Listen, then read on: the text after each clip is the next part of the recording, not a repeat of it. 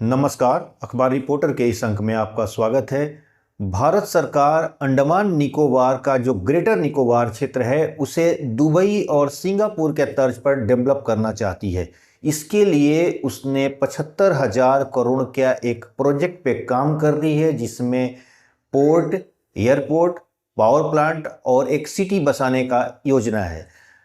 इसके लिए कांग्रेस और विपक्षी पार्टियां इसका विरोध कर रही हैं और ये सारा क्या मामला है, आज हम इसी पर चर्चा करेंगे। बात शुरू करें इससे पहले आपसे हमारी गुजारिश है कि आप हमारे चैनल को थोड़ा सब्सक्राइब कर दीजिए।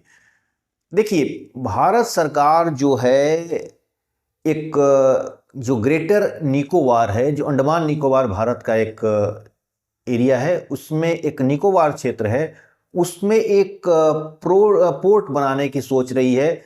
और वो इसलिए क्योंकि ये सामरिक रूप से बहुत ही इम्पोर्टेंट प्लेस है, यानी ये मलक्का स्टेट से का एक तरह से दरवाज़ा है कहा जाए।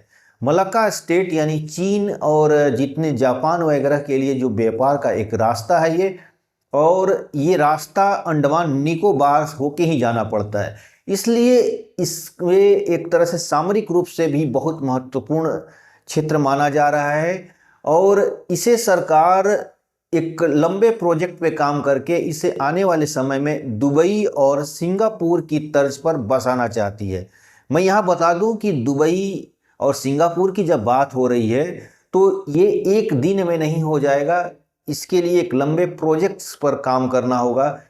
एक बात यहाँ पर और भी बता दूं कि दुबई जैसे शहर को बसाने में करीब करीब 6 से 9 ट्रिलियन यानी 6 से 9 लाख करोड़ का इन्वेस्टमेंट की ज़रूरत है।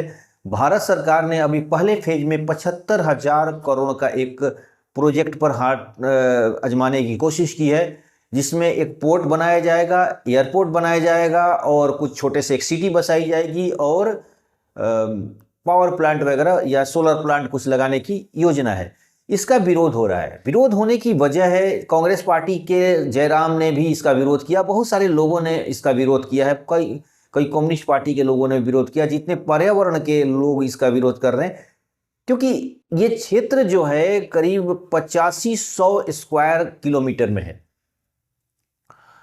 अब इस क्षेत्र की जो बायोलॉजिकल कंडीशन है, यानी एक हरे भरे जंगल हैं, बहुत सारे इसमें दुर्लभ जीव जंतु हैं, कुछ दुर्लभ जनजातियां भी हैं इसमें, इन सभी को या तो शिफ्ट करना पड़ेगा या इकोसिस्टम को थोड़ा सा डिस्टर्ब करना पड़ेगा, क्योंकि जब कोई शहर बसता है तो वहाँ पर कई तरह की समस्याओं का सामना करना पड़ता है। पर्यावरण आप खुद देख रहे होंगे, आपके आसपास कोई अगर कोई घर बन रहा है या आसपास के मोहल्ले में कहीं डेवलपमेंट हो रहा है तो बहुत सारा डिस्टर्बेंस वहाँ पर दिखाई देता है।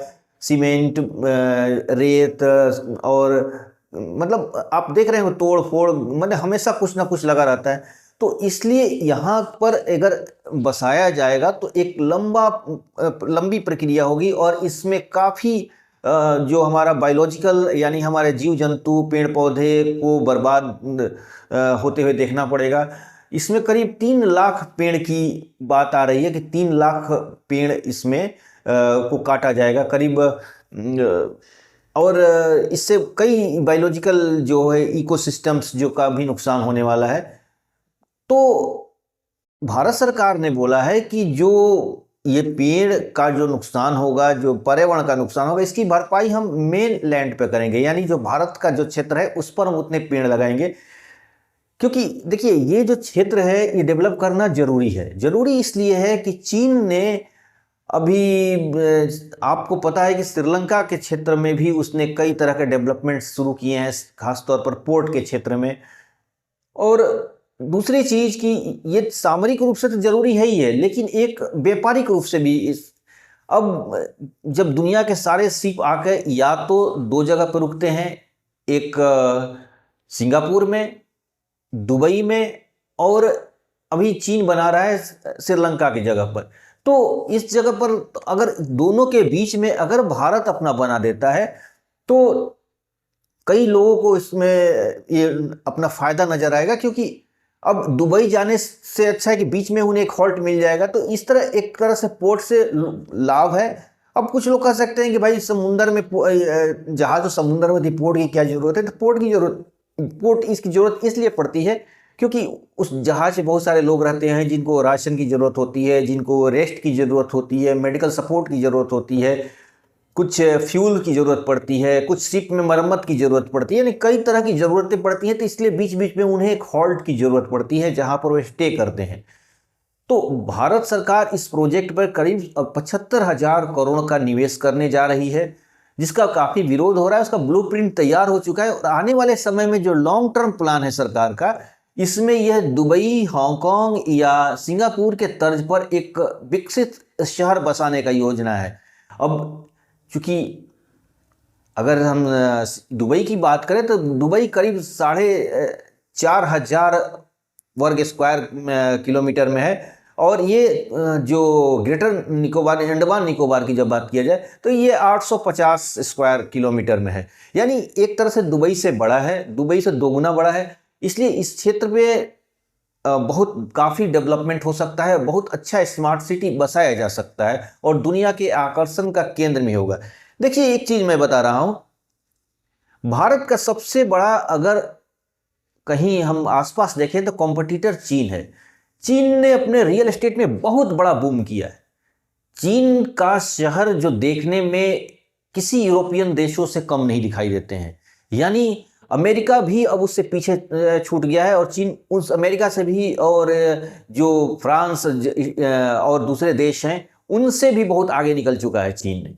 तो इसलिए वहाँ पर ऐसा करना तब संभव हुआ क्योंकि चीन में ज़मीन का जो कंट्रोल होता है वो गवर्नमेंट के पास होता है। यानी चीन में किसी की निजी संपत्ति नहीं होती है, वो सब सरकार की होती है।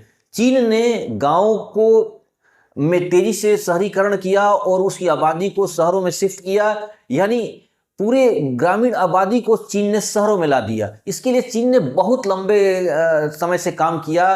करीब 30-40 साल में चीन ने करीब 30 से 40 ट्रिलियन डॉलर का खर्च किया है। मतलब एक असंभव वाली बात थी और भारत सरकार के लिए संभव नहीं है। ये रियलिटीज को हमें मानना होगा।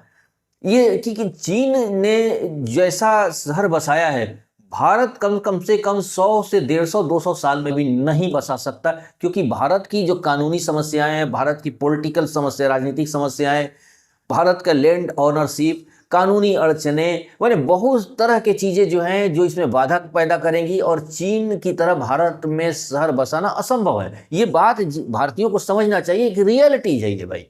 जो देखिए फैक्ट, उससे समझने में हमें कोई दिक्कत नहीं, चाहे हमारा दुश्मन ही क्यों ना, सच्चाई एक्सेप्ट करना चाहिए। चीन जैसे शहर भारत नहीं बसा सकता है, क्योंकि चीन में लैंड ऑनरशिप चीन के गवर्नमेंट के पास होता है, उसका सारा कुछ सेंट्रलाइज है। यानी बीजिंग सारा कंट्रोल करता है पूरे देश में कि कहाँ शहर बसाया जाएगा, किस तरह बसाया जाएगा।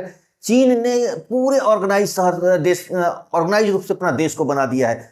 वहाँ कहाँ फैक्ट्री होनी चाहिए, कहाँ दुकानें होनी चाहिए, कहाँ रिहायशी इलाका होना चाहिए, सड़कें कैसी होनी चाहिए, सड़कों की चौड़ाई कितनी होनी चाहिए, साफ सफाई कैसे होनी चाहिए, और कहाँ स्कूल होना चाहिए, कहाँ मेडिकल फैसिलिटी होना चाहिए, सब कुछ चीन ने, पूरे चीन को उसने मत के रख दिया है, पूरे चीन को उसने ऑर्गेनाइज कर दिया है। भारत के लिए ये मुश्किल ही नहीं, असंभव है। और अभी जो वर्तमान परिस्थितियां चल रही है भारत में, जो कार्यशैली है, जो काम करने का तरीका है, अगर इस लेवल पे काम करते रहेंगे तो भारत को कम से कम 150 से 200 साल लगेंगे। 10-20 साल नहीं, 100-150 साल मान के चलिए, कम से कम लगेंगे। तो यानी चीन की तरह हम मुकाबला नहीं कर सकते, उसकी तरह शहर, और चीन के गाँव भी हमारे देश के अच्छे, दिल्ली वगैरह शहर के जो इलाके हैं उससे अच्छे डेवलप हैं। चीन में कहीं गांव दिखाई नहीं देता है। चीन में सब कुछ एकदम ऊंची ऊंची इमारतें, अच्छे स्कूल्स, हॉस्पिटल, सब कुछ एकदम इंफ्रास्ट्रक्चर उसका ग्रेट है। तो भारत के लिए तब एक ही उपाय पड़ता है कि भारत भी अपने लैंड ऑनरशिप को चेंज कर दे, खासतौर पर रिहायशी इलाकों में। मैं कृषि की बात नहीं कर रहा हूँ, कृषि तो जैसा है वैसा रखा जाए, लेकिन जो ग्रामीण जमीनों की जो ऑनरशिप है, शहरों की जो जमीनों की ऑनरशिप है, सरकार उसे कंट्रोल करे और चीन की तरह शहर बसाए, तब ये संभव है। लेकिन इस तरह संभव नहीं है, इस तरह असंभव है। तो देखिए, अंडमान निकोबार में जो सरकार बसा रही है उस पर सरकार आगे बढ़ पा रही है कि फिर मामला एक तरह से कोर्ट कचहरी में जाकर मामला ठंडा पड़ जाएगा, ये तो अभी नहीं जानता हूँ। लेकिन सरकार का एक प्रोजेक्ट है, इस पर काम कर रही है, सरकार ने इस पर शुरू की है। तो आज के बस इतना ही। नए के साथ फिर आपसे मुलाकात होगी। आपसे हमारी गुजारिश है कि आप हमारे चैनल को थोड़ा सब्सक्राइब कीजिए, लाइक और शेयर जरूर करिएगा। धन्यवाद।